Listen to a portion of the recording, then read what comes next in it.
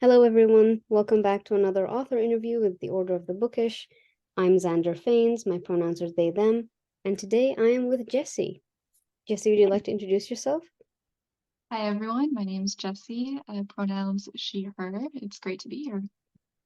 Yeah, thank you so much for being here. And thank you again, Tia, for giving us the opportunity to connect with fellow authors and have these author interviews.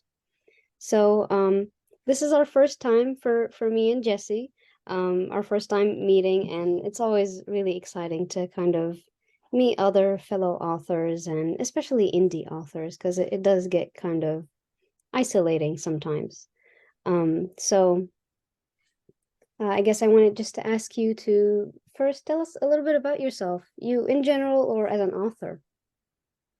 They're kind of a little bit both related.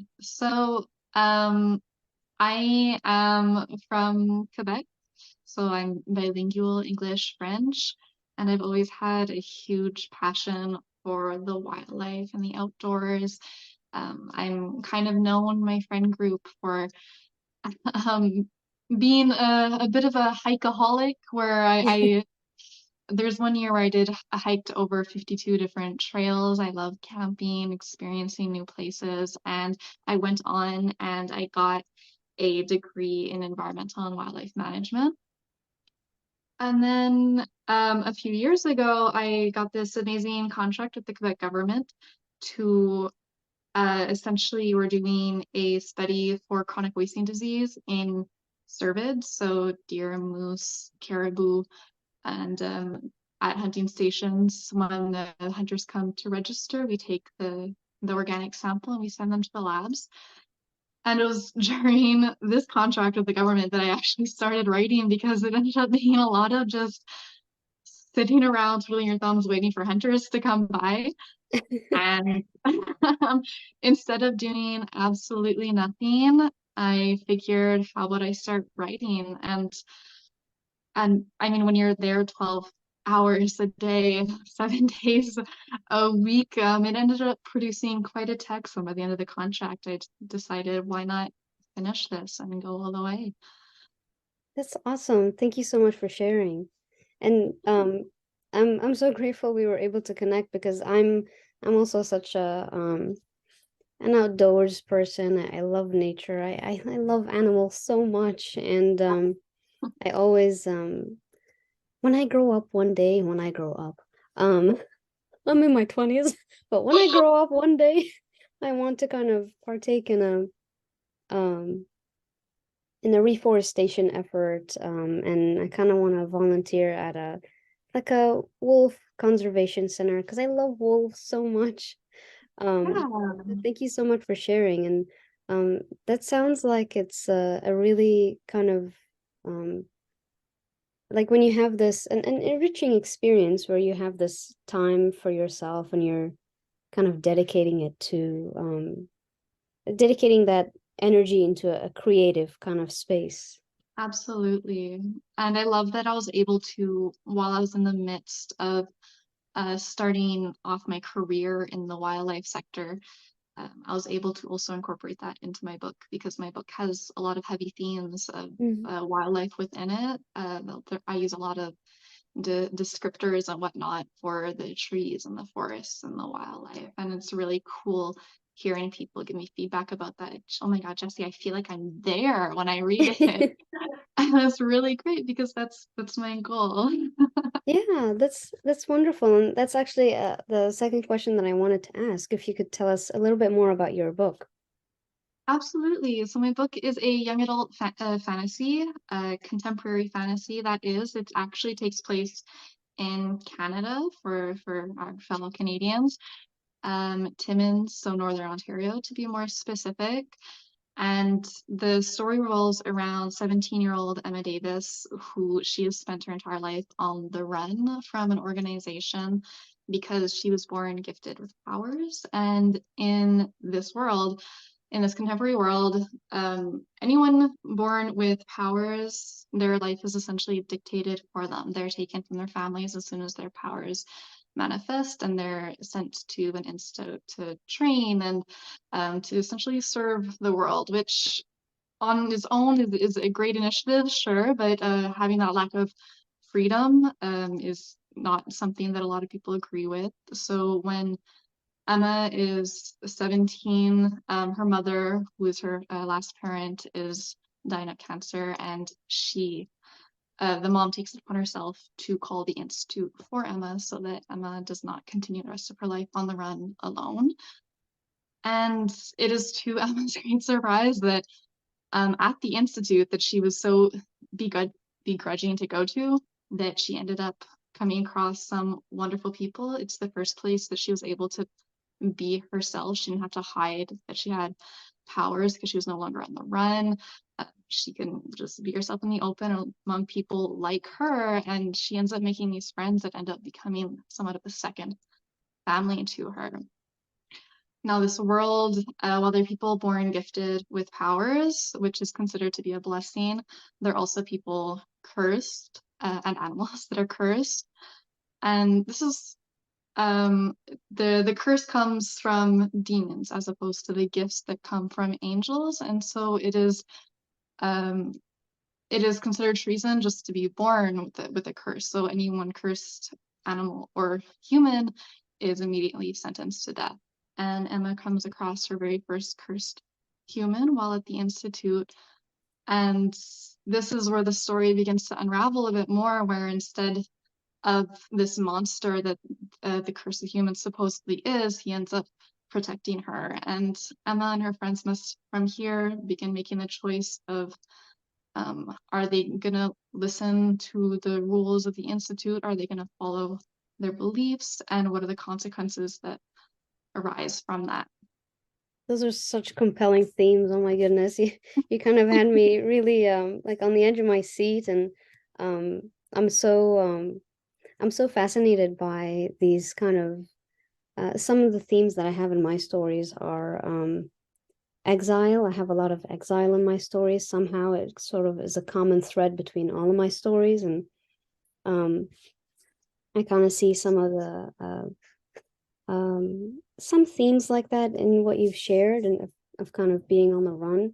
And I don't often I read a number of contemporary fantasy books, but I don't see those very often. Usually when it's fantasy, it's not often contemporary. So that's kind of a really interesting um world. Like it's a really nice setting to kind of build a world through, and Yeah. it's really exciting. Often when people think of fantasy, they immediately think to high fantasy, where it's a completely um, made up world, which is what people love to escape to another world too. But I think, as I mentioned before, a heavy part of me writing this book was me in the midst of living my dream in Canada and being able to incorporate that into my book and having that familiarity and being able to share the setting that I love with other readers has just been a gift. And it's been great hearing from other Canadians being like, oh my God, I've been to Timmins before. This is amazing. Never get to read Canadian stories. And it's true. So I love getting to share that with my audience. That's lovely. That's so lovely. And I especially like it when authors incorporate, like tangible real world places in their stories. It's a very like a personal touch. And I also really kind of enjoy the theme of like this um sort of like a distanced but divine entities that kind of like to meddle with mortals' lives, like you mentioned, demons and angels. And Yeah. almost, I don't know, I feel so very compelled to these themes of being gifted or cursed uh, without your consent. I feel like, Okay. yeah, and I feel like that's a very compelling theme to play with a little.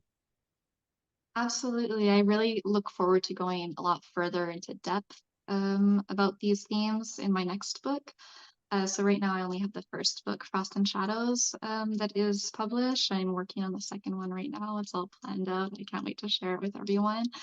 But the first one, ends, I'll just say that it ends on a bang. You get like that nice fulfillment of that theme, let's call it. But I look forward to going so much more in depth in the next one. You kind of just teased me a little bit. I'm like, how does it end?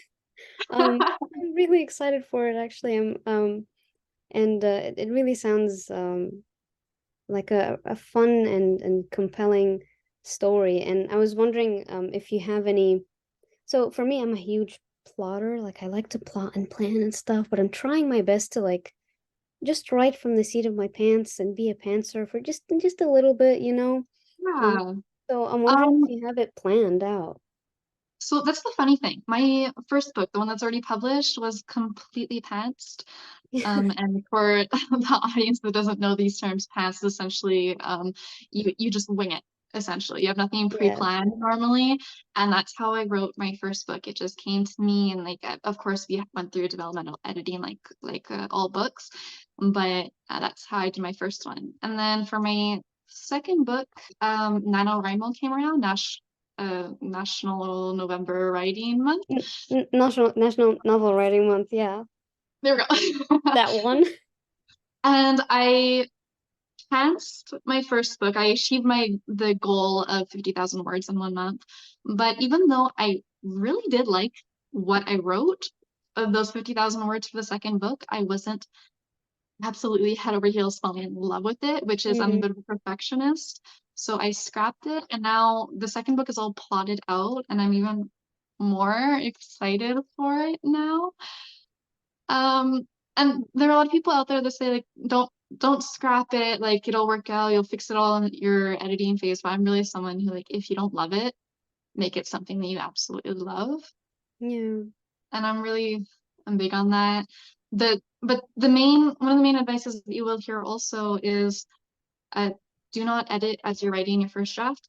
100% agree Yeah. with that. Absolutely, because then you're just gonna get too caught up in it. You're gonna overthink, you're gonna delay. It's gonna be great. Um, so my advice essentially go with whatever works for you. I really do think every single author is different. Every single story is different too. Do what works for the story in your head, and you'll figure all the rest out afterwards, whether it takes a few weeks, a few months, a few years. The story is there, it will get written. You just gotta start. Yeah, absolutely. Thank you so much for sharing. And I actually wanted to ask what like other tips and advice that you have for authors. And I definitely agree. Don't because the first draft is a first draft. It's supposed to read like a first draft. It's not supposed to read like a polished final draft. And if we try to keep editing it, we won't make any progress because we're going to keep trying to perfect it. But you just have to get it all out first before you can um work on it and edit it. Sometimes you need the whole story finished before you can edit other parts of it. You need to see the whole picture first. Yeah, absolutely. Like you do have to have the whole picture. And I think about it like as an artist, I think about it uh like art too. You need a sketch first, and then you Mhm. can work on the final piece. I think of a first draft as a sketch. Yeah, Yeah.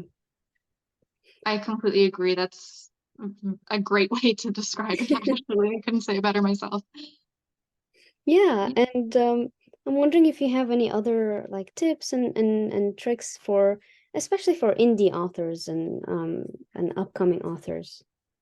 I think discovering a community of others that are in the same situation of you, or even a bit more experience if you're an indie author, whether you could be searching in general or those in the same genre of you, it doesn't matter, but finding the community that will help you is just amazing. Make the friends, make those connections, and you have the link to ask directly, hey, how did you go about formatting your book? Do you think KDP is better than like there's gonna be hundreds and hundreds of questions along the way, and having those friends that you could ask, and this can be done via social media, this can be done via Discord. Mm, There's just so many ways to find a community that can be helpful, and the lengths that that'll help is immeasurable. Absolutely. I definitely agree. It's like I mentioned in the beginning of the interview, it's difficult sometimes because it does tend to feel isolating, but having a community to connect with. And I learned that kind of the hard way. I've been kind of writing alone for a while, and then when I connected to a writer in a writing community with friends and stuff, online and in person, it really expanded the way that I'm thinking about my stories and the way that I'm thinking about myself as an author, you know? Absolutely. Definitely. Which is why this is such a great opportunity to be participating in this Order of the Bookish event. This is just another way to meet other authors in the community.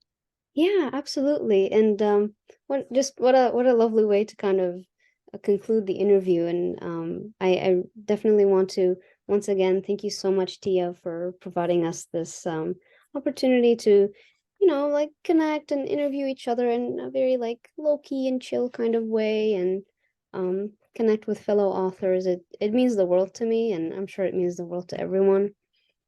So whoever's watching this, comment, like, and follow the Order of the Bookish. Comment below or wherever the comments are in whatever social media avenue this is posted. What tips do you have? And thank you so much for being here. And we'll thank you so much for being here, Jessie, as well. And we'll see you in the next one. Thank you so much for interviewing me. I really appreciate it. And thank you, Tia, for organizing this.